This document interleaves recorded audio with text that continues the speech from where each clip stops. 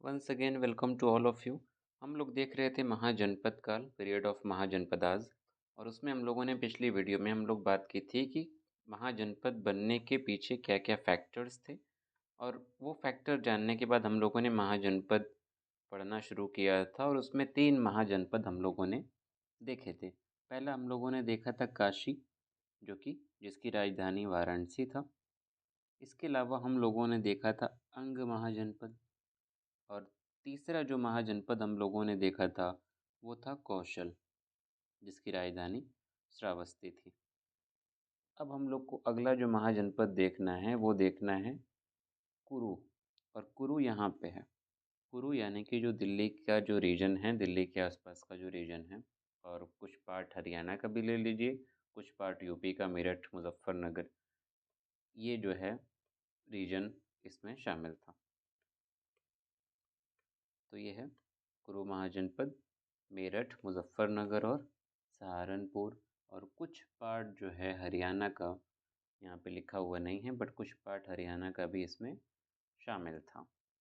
और ये कुरु जो ट्राइब है, इस ट्राइब का ज़िक्र अगर आपको पीछे के लेक्चर याद होंगे तो हम लोगों ने वैदिक जब कल्चर पढ़ा था तो उसमें कुरु ट्राइब का ज़िक्र आया था। ये वही वाली कुरु ट्राइब है। और इसकी राजधानी जो है शुरुआत में हस्तिनापुर थी और बाद में इसकी राजधानी जो है इंद्रप्रस्थ शिफ्ट हो गई थी। इंद्रप्रस्थ यानी कि ये भी दिल्ली के इलाके की बात हो रही है। और शिफ्ट होने के पीछे वजह ये थी कि पहले हस्तिनापुर थी लेकिन राजधानी बाद में बदल के इंद्रप्रस्थ हो गई। हुआ ये था कि फ्लड आया था, बाढ़ आई थी, और उस बाढ़ की वजह से राजधानी शिफ्ट कर दी गई थी। और यहाँ पे जो है सारी वही बातें हैं जो हम लोग वैदिक कल्चर में बात किए थे। और इसका इम्पोर्टेंट रूलर जो है युधिष्ठिर रहा, जिसका जिक्र महाभारत में आता है। और युधिष्ठिर के बाद दो इम्पोर्टेंट रूलर आए, एक तो राजा परीक्षित, और राजा परीक्षित के बाद जो इम्पोर्टेंट रूलर था वो था जन्मजेय। तो कुरुस के बारे में इतना ही, लेकिन कुरुस से ही कनेक्टेड एक दूसरा महाजनपद है जो हमने 5वें नंबर पे रखा, वो है वत्स महाजनपद। कनेक्टेड इसलिए क्योंकि कुरूस से ही ये निकल के आया अलग से। कुरूस की जब ब्रांचेस जो है अलग अलग शिफ्ट हुई, जैसे वो हस्तिनापुर से इंद्रप्रस्थ शिफ्ट हो गए, तो वैसे ही कुरु की एक ब्रांच, एक शाखा हस्तिनापुर से निकल के पहुंची कौशाम्बी। और यहाँ से एक नया नया महाजनपद जो है शुरू हुआ, जिसे वत्स महाजनपद बोला गया। इसका जिक्र जो है ऋग्वैदिक पीरियड में भी जो है, यानी कि जो हिंदू धर्मशास्त्र हैं उसमें ज़िक्र मिलता है। और ये जब जन्मजेय जो है, पिछले जैसे कि अभी कुरु की हम लोगों ने बात की, तो जन्मजेय का पोता था निक्षु। वो कह सकते हैं कि उसने एक तरीके से इस नए महाजनपद की शुरुआत की, या इस ऑफशूट की शुरुआत होती है। इस महाजनपद का जो सबसे ज़्यादा इम्पोर्टेंट रूलर रहा वो था राजा उदयन। राजा उदयन जो है सबसे ज़्यादा इम्पोर्टेंट इस महाजनपद का रूलर रहा, जिसका ज़िक्र जो है भास के द्वारा लिखी एक लिखित जो है रचना है स्वप्नवासव दत्तम, उसमें इसका ज़िक्र आता है। और ये एक इम्पॉर्टेंट बुक है और इम्पॉर्टेंट नाम है, नाम याद रखेंगे तो बेहतर होगा। हुआ ये कि जो उदयन था ये हिप्नोटिज़म का मास्टर था, हिप्नोटिज़म में बहुत माहिर था। हिप्नोटिज़म अगर आपको नहीं पता है तो हिप्नोसिस होता है, सम्मोहन बोलते हैं जिसको। आपने मूवीज़ में, सीरियल वगैरह में देखा होगा, लॉकेट की मदद से किसी पॉइंट पे फोकस करा के इंसान को जो है एक तरीके से वश में आ जाता है। वैसा जादू टोना नहीं बल्कि एक पढ़ाई है ये। तो सम्मोहित हो जाते हैं और फिर वो जो बोलता है इंसान वैसे वैसे वो करता है। तो उदयन जो है हिप्नोटिज़म में बहुत माहिर था और वो हाथियों को वीणा बजा के सम्मोहित कर देता था। तो जब अवंती के रूलर प्रद्योत को ये बात जब पता चली, तो चंद्र प्रद्योत ने जो है उदयन को बुलाया ताकि वो हिप्नोटिज़म सीख सके। लेकिन चंद्र प्रद्योत जो है उसका नेचर जो है बहुत अग्रेसिव था, और नेचर अग्रेसिव होने की वजह से उदयन ने सिखाने से मना कर दिया। तो बाद में चंद्रप्रद्योत ने सोचा कि उसकी एक बेटी थी, तो उसने सोचा कि उसकी बेटी को वो सिखा दे। तो उसकी रिक्वेस्ट पे राजा उदयन ने चंद्रप्रद्योत की बेटी को सिखाना शुरू किया, जिसका नाम था वासव दत्ता। और जब वो सिखाना शुरू किया तो वो सिखाते सिखाते और वो सीखते सीखते दोनों एक दूसरे के प्यार में पड़ गए। और उसी प्यार की कहानी का जिक्र किया भास ने स्वप्न वासव दत्तम में, और उसमें इन दोनों की रोमांटिक कहानी का जिक्र किया। तो वासव दत्त जो है नाम इस रचना का भास ने उसकी बेटी के नाम पे लिया, जो कि चंद्रप्रद्योत की बेटी थी। तो जब दोनों प्यार में पड़ गए, तो प्यार में पड़ने के बाद जो है, अब ऑब्वियस सी बात है कि वो लोग आगे का सोच रहे थे, लेकिन यहाँ पे वो पॉसिबल नहीं था। इसलिए दोनों भाग जाते हैं कौशाम्बी से। कौशाम्बी जो कि राजधानी थी इसकी, और कौशाम्बी से भागने के बाद वो लोग बाद में शादी कर लेते हैं। अब शादी को के बाद की कहानी को लेके कन्फ्यूजन है, कॉन्फ्लिक्ट है। दो कहानियाँ फेमस हैं। पहली कहानी तो ये कि चंद्रप्रद्योत ने राजा उदयन को मार दिया, क्योंकि वो बहुत ज़्यादा गुस्सा था कि मेरी बेटी को भगा के ले गया है। तो उसके शान शौकत वाली बात जैसे आजकल होती है, तो मतलब इसी वजह से उसने राजा उदयन को मार दिया। लेकिन इस किताब के अनुसार, भास के अकॉर्डिंग, चंद्रप्रद्योत ने उदयन को माफ़ कर दिया था। अपने दामाद के तौर पर उसने उसको स्वीकार कर लिया था, क्योंकि उदयन ने कई सारे जो है माफ़ीनामे चंद्रप्रद्योत को लिखे थे, और इसकी वजह से रिश्ता जो है नॉर्मल हो गया था। लेकिन जब उदयन की डेथ हुई, तो चंद्रप्रद्योत ने अवंती को अपने कब्ज़े में कर लिया। तो इस तरीके से अवंती जो है, चंद्रप्रद्योत यानी कि नॉट सॉरी अवंती नहीं, बल्कि वत्स जो है अवंती का पार्ट बन गया, यानी कि चंद्रप्रद्योत ने वत्स को अपने कब्ज़े में कर लिया। दूसरी खास बात यहाँ पे एक ये है कि उदयन जो है वो गौतम बुद्ध का कंटेम्प्ररी माना जाता है। और शुरू शुरू में उदयन ने बुद्धिज़्म का, बौद्ध धर्म का कह सकते हैं विरोध किया, वो उसके समर्थन में नहीं था। लेकिन बाद में वो गौतम बुद्ध का एक फॉलोअर बन गया, एक भक्त बन गया था, और बुद्धिज़्म को स्टेट रिलीजन के तौर पे घोषित कर दिया। बौद्ध धर्म को वहाँ का कह सकते हैं, जैसे राष्ट्रीय हर चीज़ होती है एक राज्य की, तो वैसे उस धर्म को स्टेट रिलीजन जो है घोषित कर दिया, राज्य का धर्म घोषित कर दिया था। तो ये उसके बारे में कुछ इम्पोर्टेंट बातें थी। इसके अलावा अगला जो महाजनपद है वो इसी से कनेक्टेड, उसी में आगे बढ़ जाते हैं, और वो है अवंती। और अवंती आज का मालवा प्लेट्यू, और मालवा प्लेट्यू यानी कि मेनली मुख्य रूप से मध्य प्रदेश का जो रीजन है वही इसमें शामिल है। और ये भी जो है दो पार्ट में डिवाइडेड था, और डिवाइड होने की वजह ये है कि विंध्या जो माउंटेन है, जो पहाड़ी है, अगर मैप आपको याद हो थोड़ा बहुत, तो मान लीजिए नीचे का भारत है, तो ये ऐसे विंध्या यहाँ पे बीच में है, महाराष्ट्र से मध्य प्रदेश वाला इलाका बीच में से चीरते हुए गुजरती है लगभग। तो ये विंध्या जो माउंटेन रेंजेस हैं वो अवंती को दो पार्ट में डिवाइड करती थी, नॉर्दर्न अवंती और सदर्न अवंती। नॉर्दर्न अवंती जो थी उसकी राजधानी थी उज्जैनी, और जो सदर्न अवंती थी यानी कि दक्षिणी जो अवंती था वो था, उसका जो राजधानी थी वो थी माहिष्मती। माहिष्मती का नाम आप लोगों ने शायद बाहुबली में सुना हो, मेरा वचन ही है मेरा शासन टाइप पे।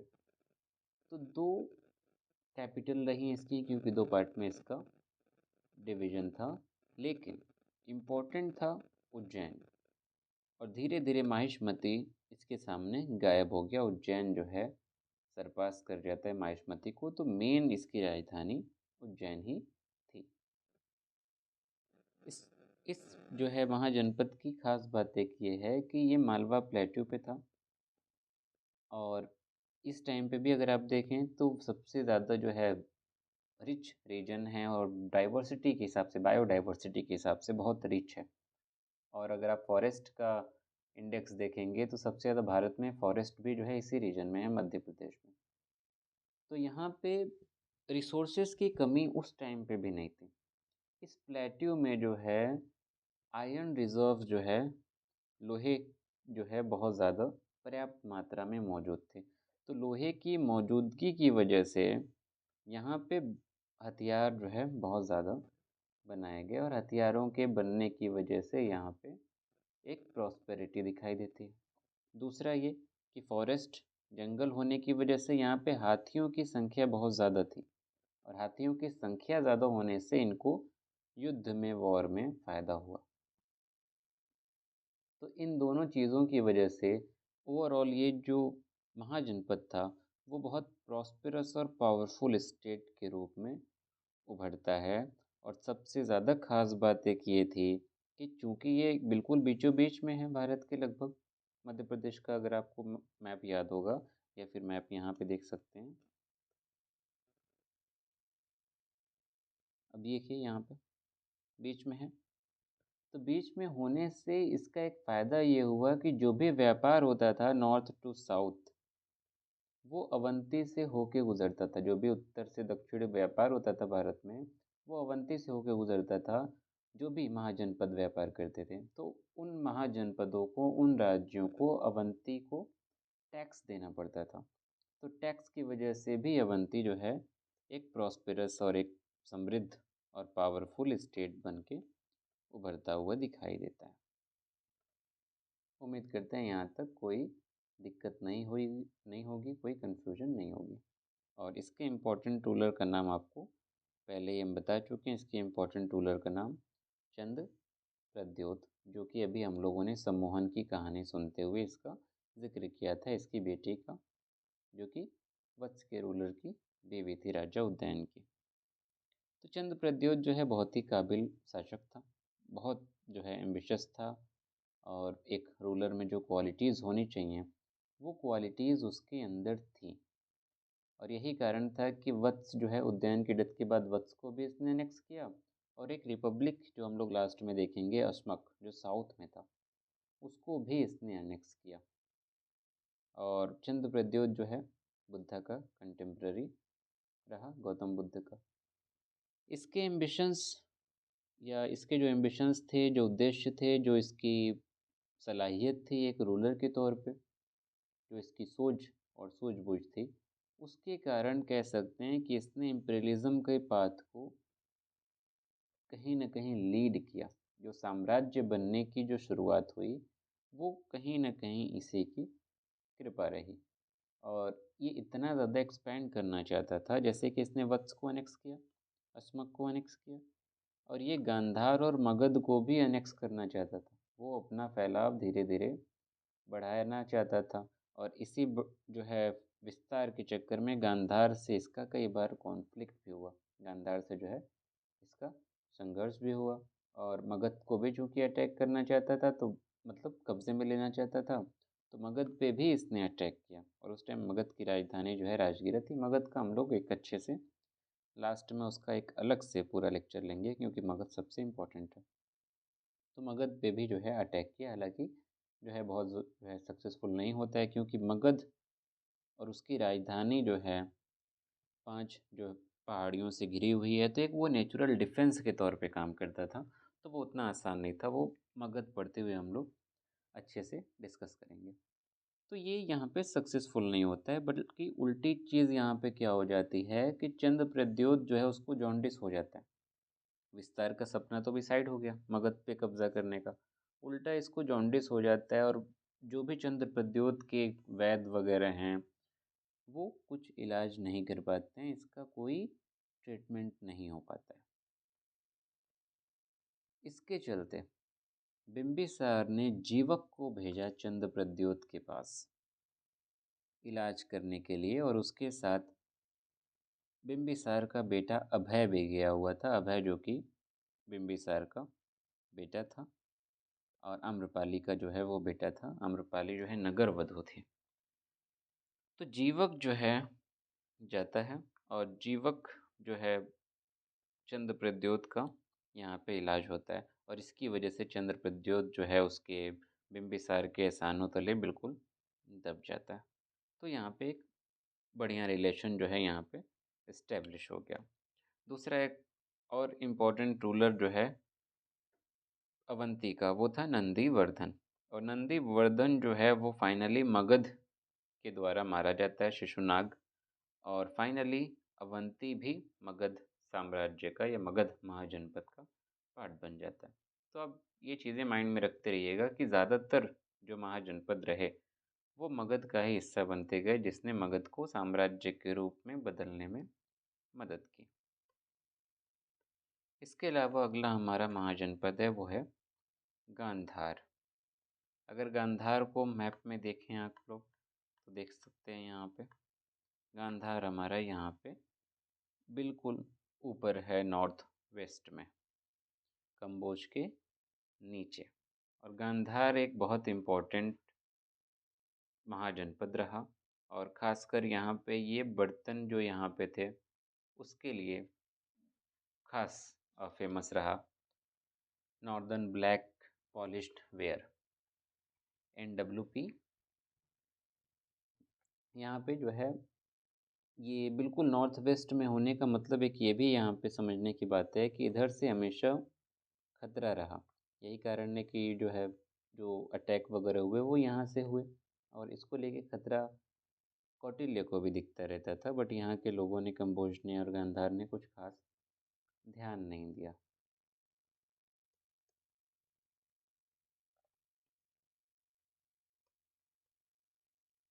कहाँ गया स्लाइड? हाँ, तो हम लोग बात कर रहे हैं गांधार की।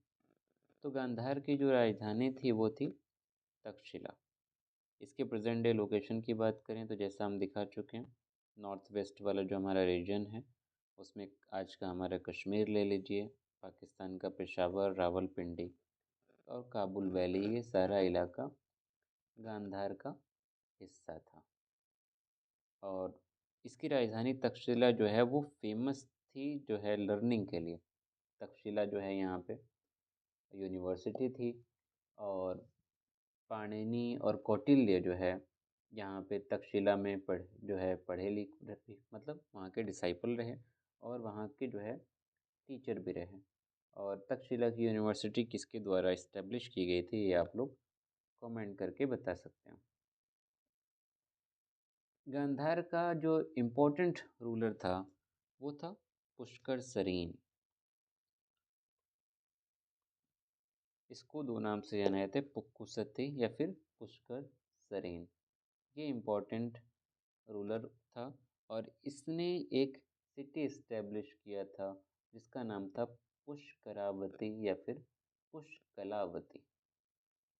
और ये उत्तर पाथ पे सिचुएटेड था। उत्तर पाथ यानी कि नॉर्थ का जो रास्ता था व्यापार का, दक्षिण पाथ और उत्तर पाथ, जो साउथ का रूट था और जो नॉर्थ का रूट था, वो डिवीज़न इस तरीके से था।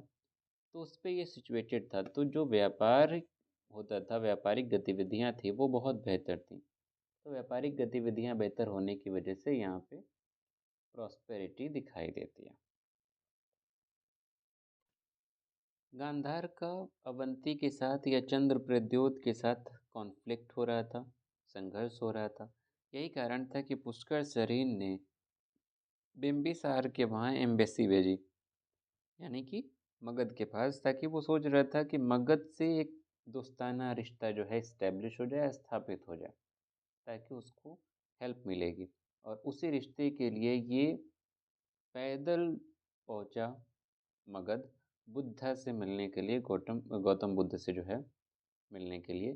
तो ये भी गौतम बुद्ध का कंटेम्प्ररी था, समकालीन था। दूसरी इम्पोर्टेंट बात एक ये है, ये याद रखिएगा कि नॉर्दर्न ब्लैक पॉलिश्ड वेयर की बात तो हम कर ही चुके हैं, उसके लिए जाना जाता है। दूसरा ये पंच मार्क्ड कॉइन्स जो है महाजनपद पीरियड की शुरुआत में हम बताया, तो यहाँ पे उसके एविडेंसेस दिखाई देते हैं, मिलते हैं।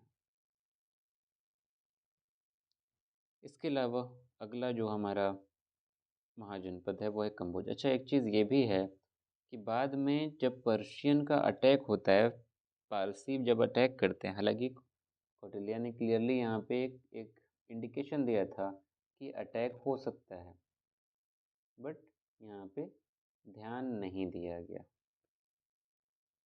और फाइनली साइरस फर्स्ट का अटैक हो जाता है, और फिर बाद में अलेक्जेंडर का जो है अटैक होता है। अलेक्जेंडर का तो और जो है बहुत आगे चल के और लेट में होता है, बट हाँ यहाँ पे अटैक होता है। और हल लोगों ने या फिर रूलर्स ने जो है कौटिल्य की बात को ज़्यादा दिल लगा के ध्यान से नहीं सुना था।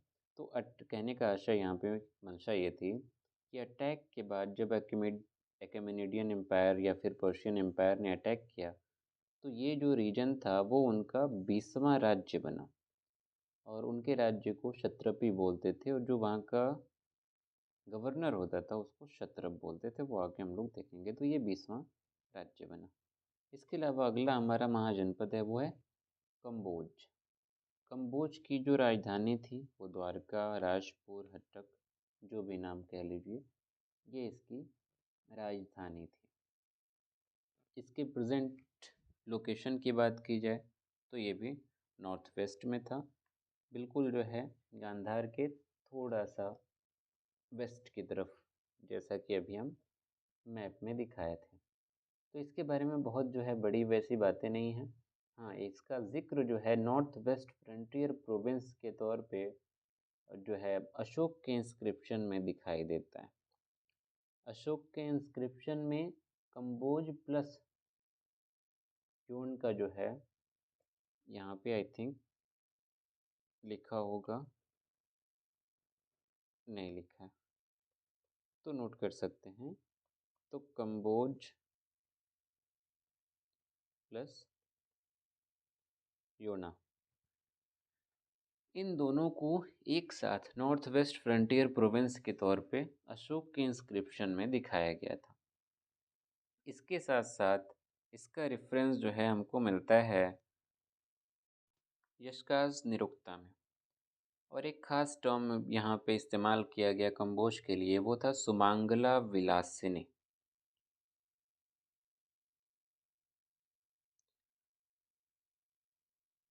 सुमांगला विलासिनी जो है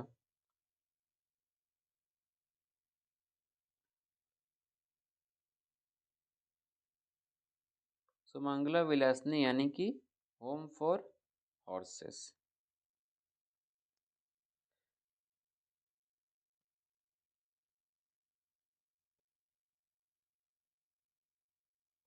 इसके अलावा कुछ फैक्चुअल बातें ये हैं कि 530 बीसी में साइरस फर्स्ट ने अटैक किया और कम्बोज की जो सिटी थी कपिसी, उसको डिस्ट्रॉय कर दिया, उसको बर्बाद कर दिया। दूसरा एक फैक्ट ये है कि कौटिल्य के टाइम पे कम्बोज जो है एक मोनार्की से रिपब्लिक में, यानी कि राजतंत्र से गणराज्य में ट्रांसफॉर्म हो गया, बदल गया। दूसरी चीज़ एक ये है कि कौटिल्य ने कम्बोज को वार्ता शस्त्रोपजीवी संघ के तौर पे जो है डिस्क्राइब किया था, यानी कि एक ऐसा राज्य या ऐसी जगह जिसकी जीविका, जिसकी लिविंग जो है एग्रीकल्चर से, कृषि से, पशुपालन से और वाणिज्य और हथियार की जो है चीज़ों से चल रही हो, उसकी लिविंग, उसकी जीविका। तो उसके लिए टर्म इस्तेमाल किया गया था वार्ता शस्त्रोपजीवी संघ। तो उम्मीद करते हैं ये टर्म याद रहेगा। इसके अलावा अगला जो है वो है मत्स्य। और ये मत्स्य आज के जयपुर, भरतपुर, अलवर, यानी कि सीधा सीधा बोलें तो आज के राजस्थान की बात हो रही है। इसकी कैपिटल थी विराटनगर, और विराटनगर जो है आज का विराट है, और टू बी स्पेसिफिक अगर थोड़ा सा ब्रॉड सेंस में लिया जाए तो आज का ये जयपुर है।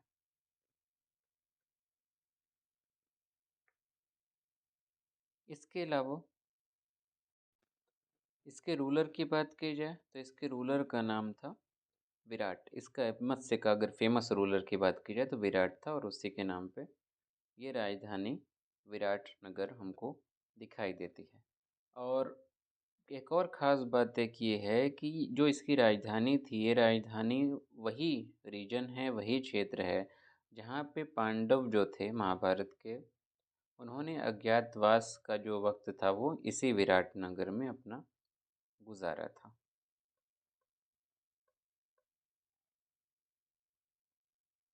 और यहाँ पे कुछ एक्स्ट्रा इन्फॉर्मेशन है, जैसे कि ऋग्वेद जो है रेफ़र करता है मत्स्यास को जो है कि अटैक उन पे हुआ था दुर्वासा का, जो कि एक फेमस किंग था। इसके अलावा शतपथ ब्राह्मण, कौशितकी उपनिषद है, महाभारत है, पद्म पुराण है, विष्णु धर्मोत्तर महापुराण, इन सब में मत्स्य का जिक्र हमको दिखाई देता है। अगला जो हमारा 10वां महाजनपद है वो है पांचाल। पांचाल भी बहुत इम्पोर्टेंट महाजनपद रहा और पांचाल से आपने कई बार शायद नाम सुना हो पांचाली का। उम्मीद करते हैं सुना ही होगा कहीं न कहीं पे।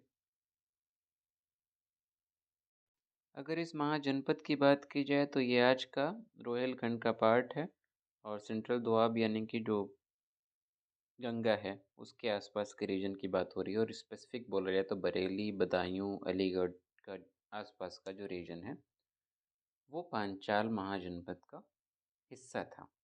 लेकिन यहाँ पे भी गंगा नदी पांचाल को डिवाइड करती थी, विभाजित करती थी और यही कारण है कि ये पांचाल भी नॉर्दर्न पांचाल और सदर्न पांचाल जो है यानी कि उत्तर पांचाल और दक्षिण पांचाल के तौर पे विभाजित था। और इसके पास कोई बहुत ज़्यादा पावर नहीं थी, बट हाँ एक वन ऑफ द इम्पोर्टेंट महाजनपद में हम इसको काउंट कर सकते हैं। अगर इसके नॉर्दर्न पांचाल की या फिर उत्तर पांचाल की राजधानी की बात की जाए तो वो थी अहिच्छत्र और दक्षिण पांचाल की बात की जाए तो इसकी राजधानी थी कंपिल्य और आज का ये फर्रुखाबाद का जो रीजन है वही रीजन उस टाइम पे इस नाम से जाना जाता था। इसके अलावा एक्स्ट्रा इन्फॉर्मेशन ये है कि फेमस यानी कि पुराने सिटीज़ की शहरों की बात की जाए तो जैसे वाराणसी की बात आती है, बनारस की, कन्नौज भी वैसे ही, मदुरई एक पुराना शहर है जिसका नाम आता है साउथ इंडिया से, तो कन्नौज भी एक पुराना नाम है और कन्नौज जो है वो पांचाल का ही एक हिस्सा था। इसके इस अगर इसके इम्पोर्टेंट किंग की बात की जाए तो प्रवहन जयवली हिंदी हिंदू जो है फिलोसफर किंग, इसका जिक्र आता है। ये एक इम्पोर्टेंट जो है रूलर रहा और इसका जिक्र बृहद्र नायक उपनिषद में एविडेंस के तौर पे हमको दिखाई देता है। खास बात एक ये है कि इस महाजनपद में जो राजा एक था, नाम था ध्रुपद और ध्रुपद की बेटी एक थी जिसका नाम पड़ा द्रौपदी। द्रौपदी का जिक्र भी जो है महाभारत, जो लोग पढ़े होंगे या देखे होंगे वो जानते होंगे कि महाभारत का एक कैरेक्टर है और द्रौपदी को कई बार जो है पांचाली के नेम से भी जो है संबोधित किया जाता है या जाना जाता है। तो पांचाली बोलने का या नाम लेने की वजह उस महाजनपद से, उस साम्राज्य से थी, क्योंकि ये पांचाल की बात हो रही है। और ध्रुपद से द्रौपदी, द्रौपदी नाम भी जो है बाप की वजह से, फादर की वजह से पड़ा। इसके अलावा अगला महाजनपद है 11 नंबर पे, वो है शेदी या फिर चेती। दोनों टर्म यहाँ पे यूज़ होते हुए दिखाई देते हैं। अगर इस महाजनपद की प्रेजेंट टाइम की अगर जो है लोकेशन की बात की जाए तो इसका लोकेशन जो है मध्य प्रदेश के आसपास का जो रीजन है वो है। इसकी राजधानी जो थी वो थी सुक्तिमती या फिर सोतीवती, जो कि मध्य प्रदेश के बांदा डिस्ट्रिक्ट के आसपास का रीजन है आज के टाइम पे अगर हम लोग उसकी बात करें तो। हालांकि जो है इसको लेके थोड़ा मतभेद है क्योंकि इसकी जो राजधानी है वो सुक्ति सुक्तिमती जो नदी है इसमें उसी के मतलब किनारे जो है ये बसा हुआ था। मतभेद यहाँ पे ये है कि बहुत से इतिहासकार, अब नाम तो पुराना है सुक्तिमती, तो आज के टाइम पे बहुत सारी नदियाँ और उनके नाम अलग हैं, तो वो कौन सी नदी थी इस पे मतभेद है। और मोस्ट ऑफ द हिस्टोरियंस जो मानते हैं वो यही मानते हैं कि केन नदी जो थी वही सुक्तिमती नदी थी।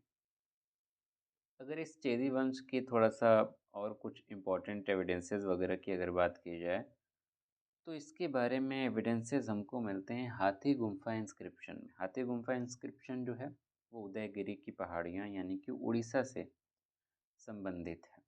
तो पहली सेंचुरी बीसी का एक इंस्क्रिप्शन जो कि हाथी गुफा इंस्क्रिप्शन है वो मिलता है और इसमें जो है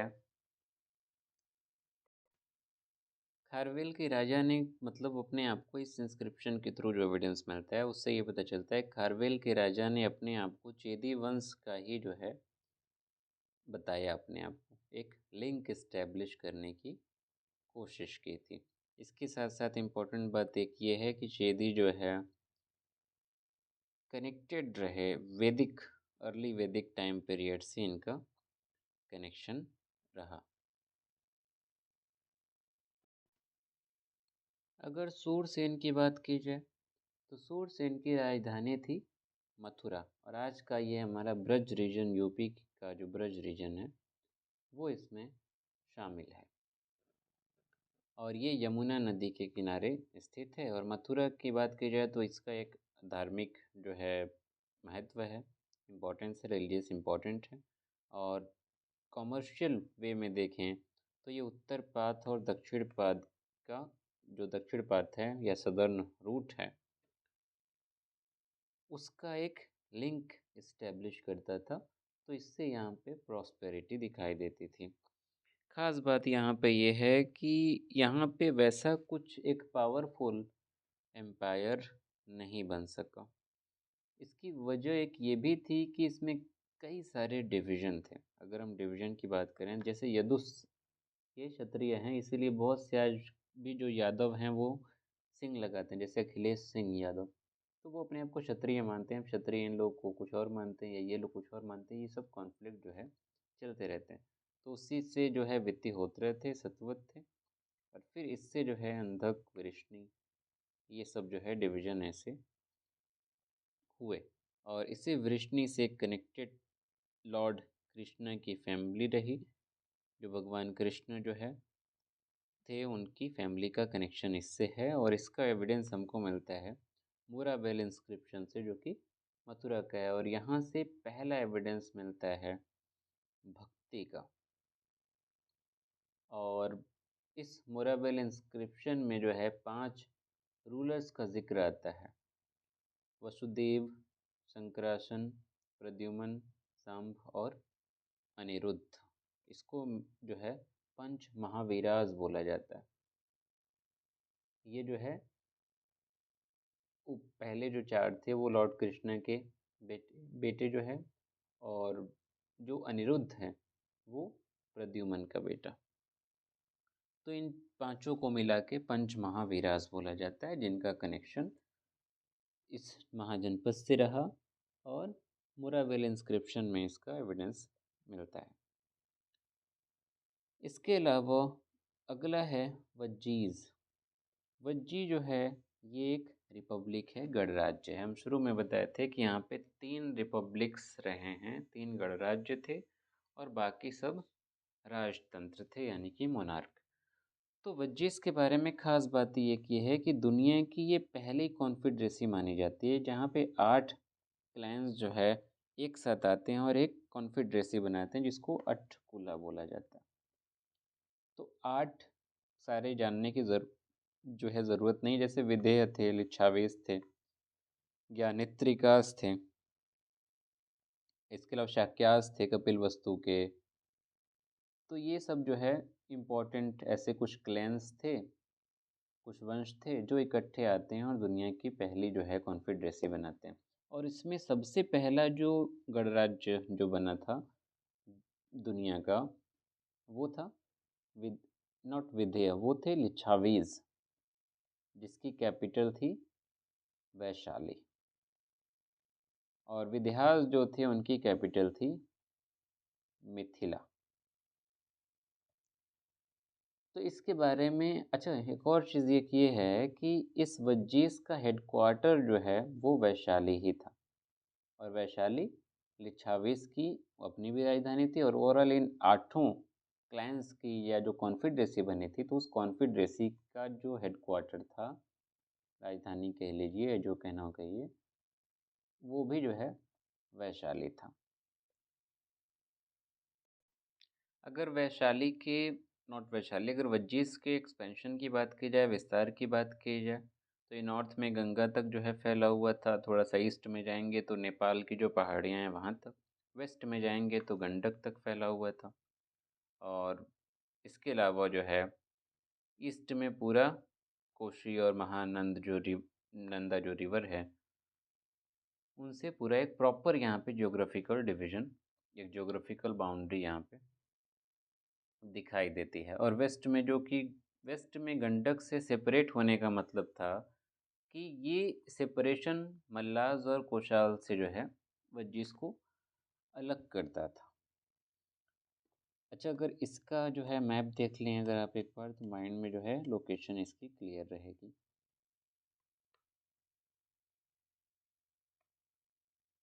ये है हमारा यहाँ पे वजीज।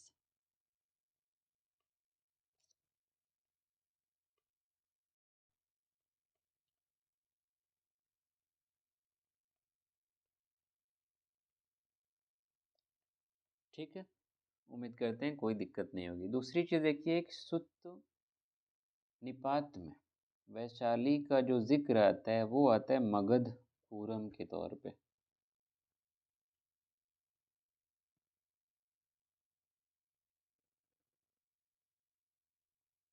तो ये एक इम्पॉर्टेंट फैक्ट है, इसको याद रखने की ज़रूरत है।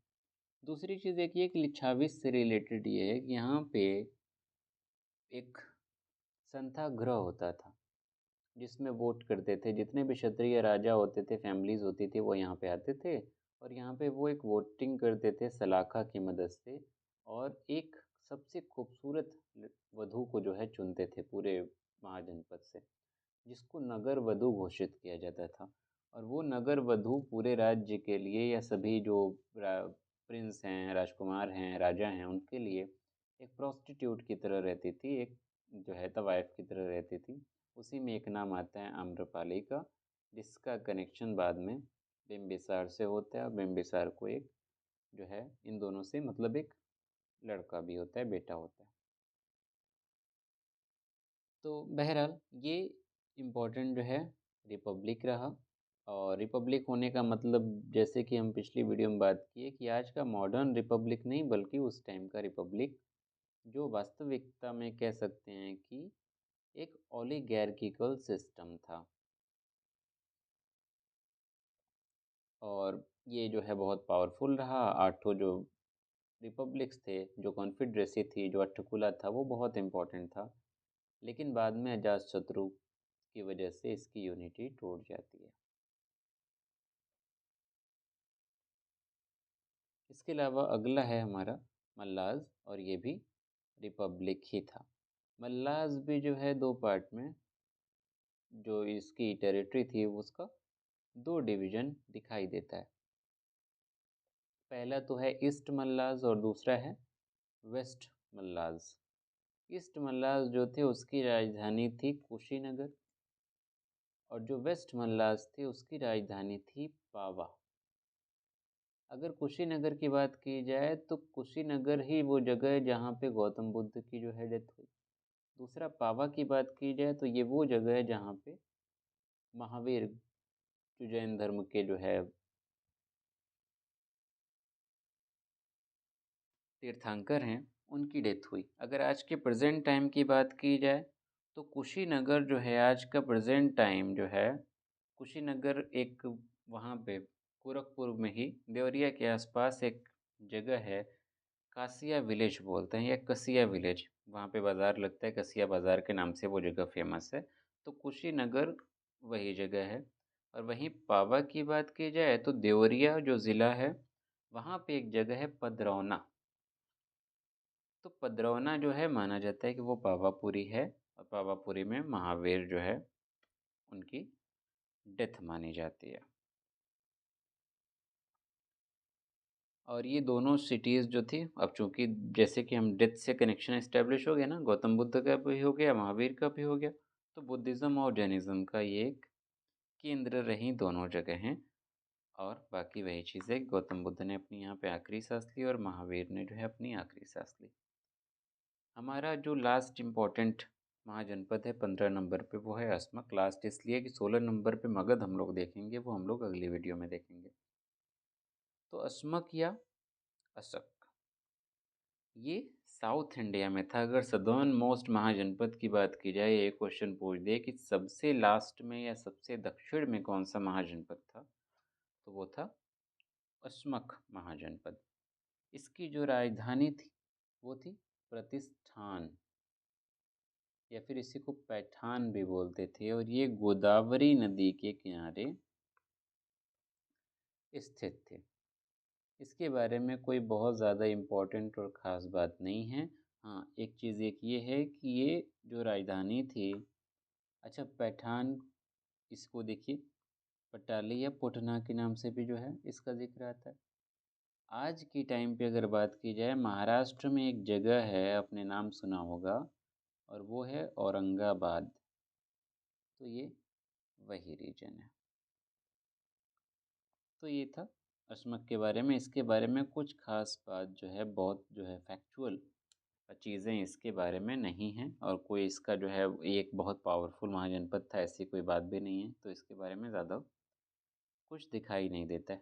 खास बात है कि यहाँ पे एक ये याद कर सकते हैं कि अंगुत्तर निकाय में यह ज़िक्र मिलता है कि यहाँ पे फूड की जेम्स की अबंडेंस थी। यहाँ पे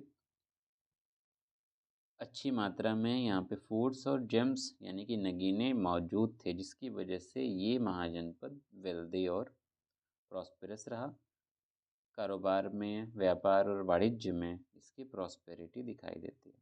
अगले वीडियो में हम लोग बात करेंगे मगध की। मगध का उत्कर्ष कैसे हुआ, मगध ही क्यों साम्राज्य बना, बाकी सब क्यों नहीं बने, वो जिक्र करेंगे, और कैसे मगध से मौर्य साम्राज्य की शुरुआत होती है। तो उम्मीद करते हैं आपको वीडियो पसंद आया होगा। वीडियो पसंद आया तो वीडियो को लाइक करिए, और चैनल को आपने सब्सक्राइब नहीं किया तो चैनल को सब्सक्राइब करिए, और खुद सब्सक्राइब किया है तो अपने दोस्तों को शेयर करके उनसे सब्सक्राइब करवाइए। तो ठीक है, मिलते हैं हम लोग अगली वीडियो में। Thank you.